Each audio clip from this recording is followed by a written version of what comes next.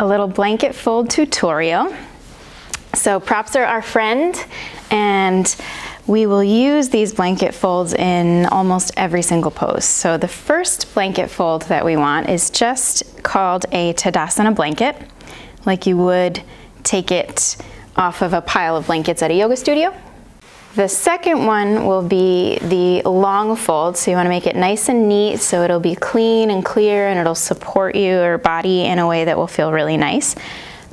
So we'll do lots of repetition today because that's how you learn, that's how you get it in your body, get it in your mind so that it becomes organic. So long fold, folds in half, make it nice and clean and neat.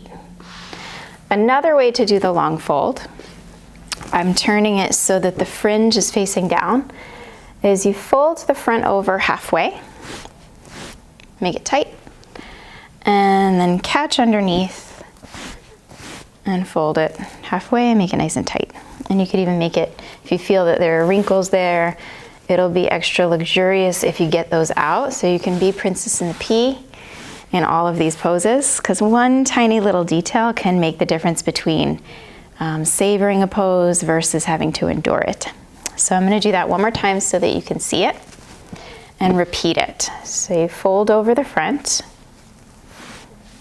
catch underneath, and then fold it under. So that's another way to do the long fold. Sometimes we call that a Quattro fold. Okay. Back to Tadasana. This we call now a Trifold Blanket. So you catch the edge and open it all the way up. Go forward 1/3. Go back 1/3. And then make it nice and neat. And I'm going to do that one more time. Forward 1/3. Back 1/3. Make it nice and neat. The layered fold is the one that you really want to pay attention to the details. So you have, this is a short fold. A layered fold is just slightly bringing the edge back so that what we're calling the serrated edge is on top, and you have a little stair step.